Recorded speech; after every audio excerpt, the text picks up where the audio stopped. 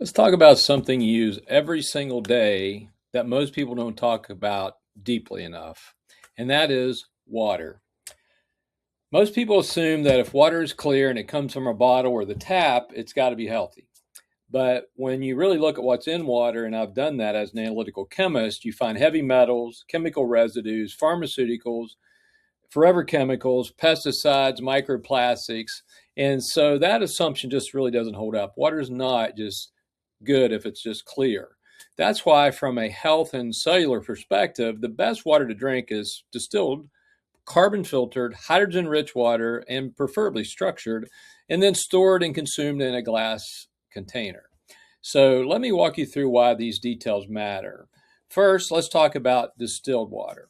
Distilled water is probably the cleanest water. Now, I've heard people talk about different forms of filtration, and I'm not opposed to them. A gravity filtration with systems like Berkey or Boro, those work pretty well, but you have to change the filters quite often. Reverse osmosis, again, nothing wrong with it as well. You just have to make sure you're cleaning the filters and keeping them changed regularly. But probably the easiest of all, and in the long run, probably the best way would be to just distill the water. And then that's just really not a filter, it's just making it purified. So distillation is the gold standard for purification. It removes virtually everything: heavy metals, minerals, microbes, salts, and even most of those chemical contaminants that we talked about. What you're left with is essentially just pure water. Now, why is that important? Well, it's important because your body already carries somewhat of a toxic burden, and your water should be helping to reduce that burden, not quietly adding to it. So, here's a really good question. Somebody asked one time, if we're making distilled water and it's so clean, why do you say that it needs to be carbon filtered? Well, that's a very good question, but the reason is because carbon filtering it just kind of finishes the job, I guess you might say. Distillation is purification, but carbon filtering is refinement and protection. And some of the volatile compounds that can still carry over during distillation, some of those can be filtered out with the carbon filter. Now, we're talking about some of the trace, very small amounts of VOCs and chemical residues that might remain. Now, how do you say that might still be in there? Well, of course, distilling water still has to have it come through tubes, and it's going to contact the air. So air exposure, also the tubing, carbon filtration helps to prevent that. And then there's the practical benefit of carbon filtration. And what is that? Well, it improves the taste, basically, and the mouthfeel of the water itself. By removing trace irritants, the water just feels smoother, more neutral in the nervous system, and that makes people want to drink it more, which is always a good thing. So carbon filtration isn't about fixing bad water. It's basically just polishing it, and which basically you've already cleaned the water, so you're just polishing it and making it better. So next, let's talk about hydrogen. Why do I think hydrogen is so important? Well, hydrogen-rich water contains dissolved molecular hydrogen, which acts like a selective antioxidant. Unlike broad antioxidants like vitamin C, hydrogen targets the most damaging free radicals without really interfering with any of the healthy cell signaling, which can happen with antioxidants. So it has been shown to do many things like reducing oxidative stress, lowering inflammation, improving mitochondrial energy production, and enhancing cellular hydration, which is probably the best thing of all. But in the end, it supports your metabolic and your neurological health. So it's so important. So, in just very simple terms, hydrogen water doesn't just hydrate you, it supports your cells' ability to make cells more energetic. So now let's dismiss a really quick myth here, and that is that distilled water removes minerals, and that's not good for you. In fact, it's called dead water, so to speak. I've heard people call it that.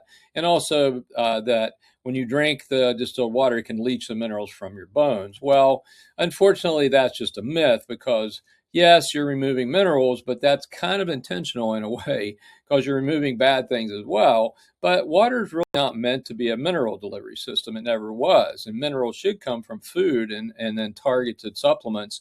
But water's job is just hydration, really, and detoxing support. not really nutrition. So let's talk about now why or how hydrogen water is made and why there's not all the things that you hear about or read about is considered equal. So let's first talk about hydrogen tablets. Hydrogen tablets rely on a chemical reaction to occur within the water, which basically is using magnesium, which reacts, and then that water then makes hydrogen ions. But it leaves behind a chemical, right? That chemical is sometimes good, sometimes bad. Well, in this case, let's say it's magnesium and you're leaving behind magnesium. And magnesium is actually not a bad thing to have. However, what if there's other chemicals in the water that you put in there? Let's say you got your water from the tap, you put it in there, and then you make hydrogen water. How do we know that there's not other things in that water which could potentially cause a chemical reaction and have other chemical substance being made? So that's why I'm not a huge fan of hydrogen tablets, although they can be somewhat useful if you use the right kind of water and you realize you're not getting the best benefit. What about hydrogen water bottles? And we have used those water bottles before. We've have them in the office, and I've used them. But they have limitations. They have a certain amount of size that's involved. So basically, you can only make so much hydrogen. Maybe it's not enough. But also, it's kind of inconsistent over time because as the battery weakens and as the electrodes begin to break down a little bit, which they eventually will, they will produce a different amount of hydrogen, which is not always good. So what we want to do is we want to have a set amount of consistency with this hydrogen. So the best way to do it is with a hydrogen water machine. So that's what we would recommend.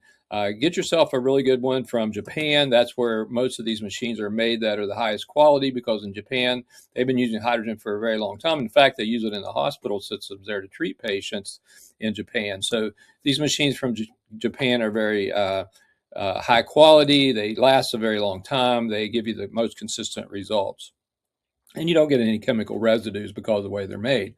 Consistency is what really matters. You're going to want to opt for getting hydrogen that's going to remove oxidative stress, inflammation, mitochondrial support, and cell healing. Then the best thing you want to do is have consistency in that hydrogen, and that's the best way to get it. So now let's talk about storage of water, because that's probably one of the most often overlooked parts. Water should be stored and consumed, preferably from a glass container. Now, why do I say that? Well, plastics in general are, even if they're BPA free, they still leach endocrine disrupting chemicals, and these plasticizers, so to speak, can get into the water in the bottle itself. Now, maybe the water was pure when you put it in there, but then the plasticizers get into that water, and that's going to cause a huge problem. The other thing about clean water is that it's going to pull compounds from that plastic even better, because it's a great solvent.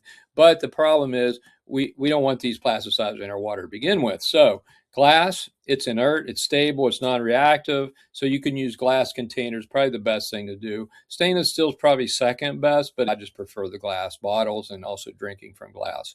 So if you're going to invest in better water, just don't undo it with plastic.